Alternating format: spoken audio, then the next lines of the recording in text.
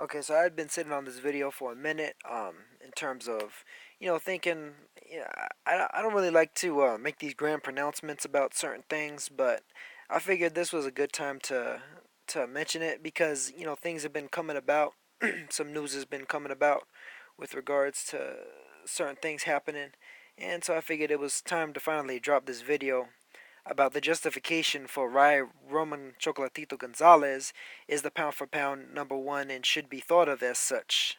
Now, for one thing, I mean, the pound for pound list is mythical. It's really supposed to be a measure of who's the best boxer in the world, regardless of weight. Who's the guy who's got the most technical ability, the most technical skills, and ultimately, a lot of it is not only ability based but achievement based.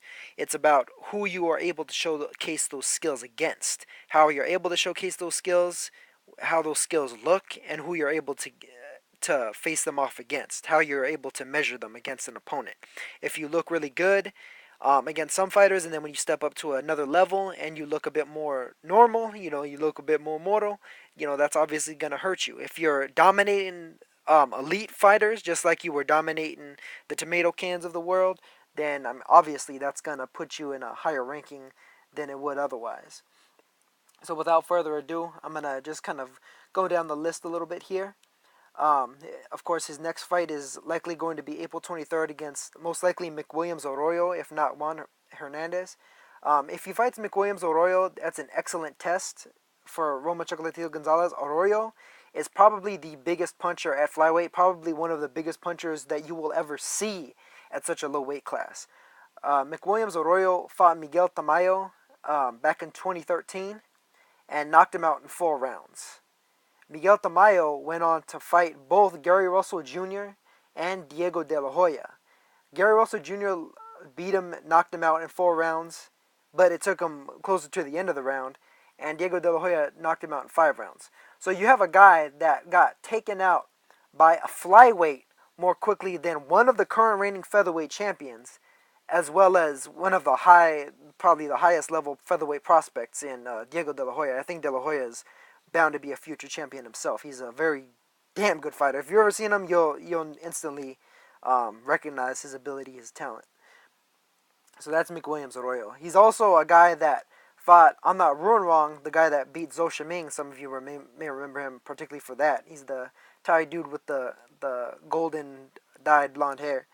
And McWilliams Arroyo dropped Ronrong in the 6th round of their fight and went on to lose a split decision that he really should have won. Ronrong, first of all, probably should have gotten points taken away for all the clinching and the body slamming and other bullshit that he was doing. Let me cut this stupid ass alarm off. And I mean, Arroyo should have won that fight. It was a close fight, but Arroyo should have got the decision. I mean, even without any points being taken away, he should have got the decision. And then if the referee would have acted properly and taken points for all of Ronrong's fouling and the fuckery, then I mean, Arroyo should really be the IBF flyweight champion. But sometimes these things happen, and he's not. But Arroyo is still one of the most devastating punchers at the weight. He's a guy that's let me look at his record real quick. 16-2 with 14 knockouts. He's a knockout artist, man. I mean, if that record didn't tell you alone, just the fact that he knocked out a guy like the Mayo quicker than a featherweight champion like Gary Russell, a guy that knocked out Johnny Gonzalez in impressive fashion did. I mean, should show you something just about his power alone. I mean, aside from his other abilities. I mean, if you ever watch Arroyo, you'll see any one of these videos on YouTube. Most likely, you're gonna see McWilliams Arroyo one shot killing a guy, straight up world starring him, dropping him, and it's done and they're out. Now, his last fight was against Brian Hawaiian Punch Valoria. Valoria was a former um, unified champion. He was a former 100. He was a two-time 108-pound champion, and then he won the 112 belt. He knocked out Giovanni Segura, one of the top-level former champions, and knocked out Tyson Marquez, as well as Julio Cesar Miranda. And he would. So that's basically like 4 titles total. 2 at different times at light flyweight, and then he unified at flyweight before losing the belts to Juan Francisco Estrada, who was another guy that Roman Chocolatito Gonzalez beat. A guy that he beat, and then Estrada went on to become the unified flyweight champion. So, I mean, it's not just about beating former champions or beating current champions, but when you beat a guy that goes on to become a champion and a unified champion at that, I mean, that's impressive. Just like, Salvador Sanchez beat down Azuma Nelson, and, Azuma Nelson went on to become a great champion, a great fighter, and a pound for pound, not even just that, a Hall of Fame fighter, just a great all time fighter. Azuma Nelson is one of the greatest, man. I mean, you can't deny that. And I mean, for you to beat a guy who goes on to become a great one, I mean that says that you're a great one too. Then you have Akira Yagashi, who's the current IBF 108-pound champ. So he was a champion.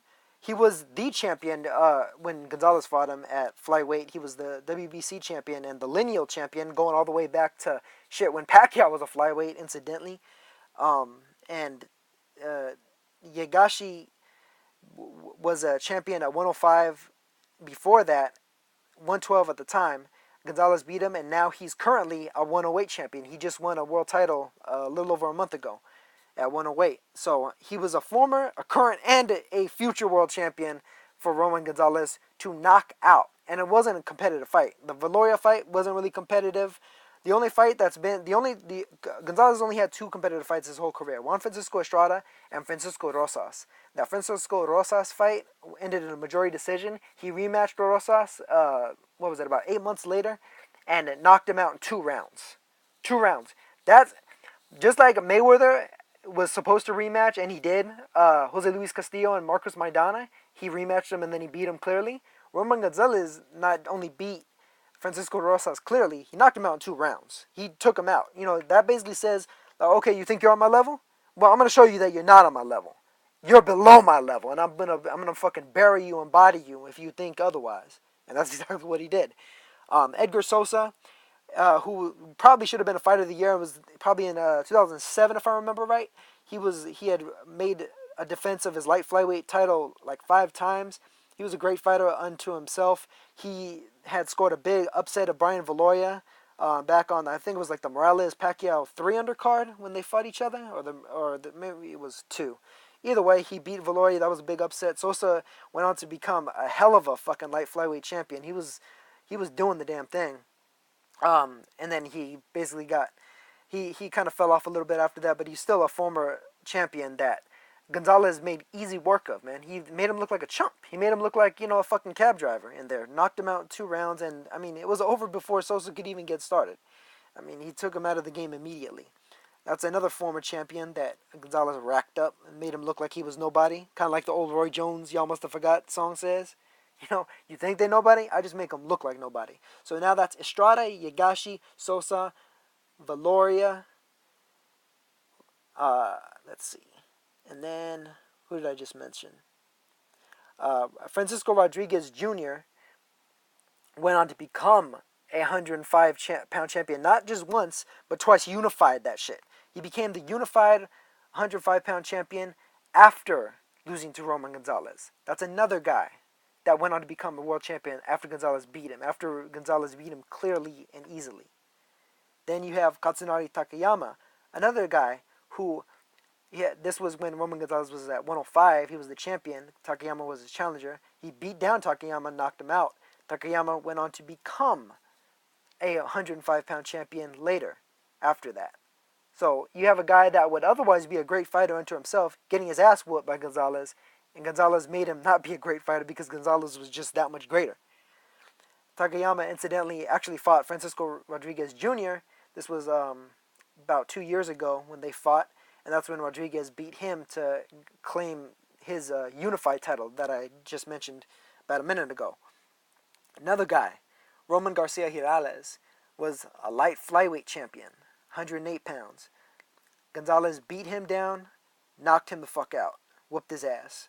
Another guy who never got whooped like that before, and really wasn't whooped like that in such a way.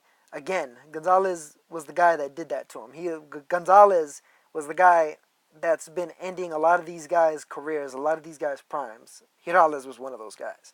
Manuel Vargas, another one, former 105-pound champion when Gonzalez had fought him. He was still a contender. He was still a contender-level fighter. This was a guy, Manuel Vargas, who took a fight against Nonito Donaire on short-ass notice, on like a week's notice.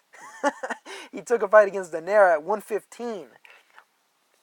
And Daenerys, I mean, he was able to just physically outman the guy, but he didn't outbox him and just, cleanly outpoint him the way Gonzalez did. Gonzalez pieced him up and made it. It was a masterclass, of boxing and just beating his ass. I mean, he was styling on him. It wasn't even a joke, man. He didn't knock Vargas out because Vargas is a tough guy, but Gonzalez, I mean, outboxed him easily. Yutaka Nida was the reigning 105-pound champion when Roman Gonzalez beat him.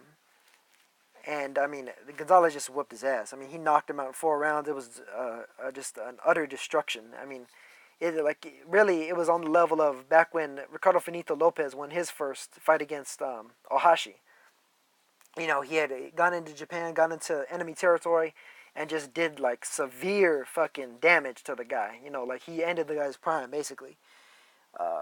And I mean, that's just kind of a quick video about Gonzalez's pound for pound credentials. Really, I defy you to find any other fighter currently who's gone through that many guys who are former, current, and future world champions on any other fighter's list, on any other fighter's resume, maybe the last 5 years. I mean, of course you'll find a couple. You'll see like a Timothy Bradley. Ward, back when he was in the Super Six, was doing a little bit of this. He's not doing it now, and he hasn't been doing it the last few years. I mean, say what you want about contractual shit. I mean, he was going through it, but even still, he's. I mean, when you rest on your laurels, you allow other people to pass you up, and that's just what Gonzalez did. I like Ward, and I think he's a great fighter, but he's allowed time to pass him up, and with time, Gonzalez has passed him up. Unfortunately for him. If he goes on to beat like a Kovalev and or a Golovkin, he'll be right back up in the mix. But until then, I mean, Paul Smith ain't gonna do it for you, man. And same with some of these other guys, man. Klitschko, of course, just got dethroned by Fury, so he's not really in the discussion. You got Guillermo Rigondeaux fighting a guy like Gian Francisco, a guy that got knocked the fuck out in 1 round, and Rigondeaux was going 12 rounds with him. That's not pound for pound level, man. Especially not when Francisco is outboxing him in some of those rounds. I mean, if you watch that fight closely and, are actually paying attention, I mean, Rigondeaux lost a few rounds to that guy, and he had no business. That guy should have been knocked out of there in 3 or 4 rounds. And, I mean, for him to go 12 alone, not only that, but to actually nick rounds off Rigondeaux is unacceptable. It's not that he really doesn't belong in the same ring as a pound for pound level guy. Francisco didn't. And neither does his upcoming opponent, James Dickens. Get the fuck out of here, man. Like, that's worse than Paul Smith. That's probably the poorest opponent you could possibly find for any champion level fighter. Fuck a pound for pounder, man. Shit, any champion level fighter, that's awful. And I mean, who else is really in the discussion? I mean, you got Timothy Bradley up there. Bradley is definitely in the mix, especially if he beats Pacquiao again. I thought he won the first fight, and then if he beats him again, he's right back in the mix right there. Bradley's got an incredible resume list, man. Just the list itself. If he hadn't injured himself in that second fight, I think he probably would have beat Pacquiao in the second one too. But I mean, sometimes things happen, and Bradley's a tough guy though. So no disrespect to him, and really no disrespect to any of the guys that you might think are maybe pound for pound ahead of Chocolatito Gonzalez. But I think just looking at things logically and without a lot of bias, Gonzalez really belongs pound for pound number one. I mean, you got guys maybe nipping on his heels like Naoya Inoue, who's done some amazing shit. Jumped 2 weight classes, dominated and knocked out Omar Narvaez, but he doesn't have the depth of resume yet. Gonzalez dominates elite level fighters. He dominates world champions. He makes world champions look like world champions. He makes future world champions look like cab drivers. He makes these guys look like they shouldn't even be fucking boxing, and he dominates and knocks the shit out of them. I mean, that's what pound for pound level is. When you just style on a guy and make a guy that's a certified killer, a certified head buster, look like a straight buster, And I mean, outside of Estrada, he's done that to basically everybody. Estrada's another guy that's really a pound for pound level fighter. He's easily pound for pound top 10. So I mean, when you beat another pound for pound level fighter like that, I mean that speaks for itself, really. So I'm out for this one. Catch you on the next.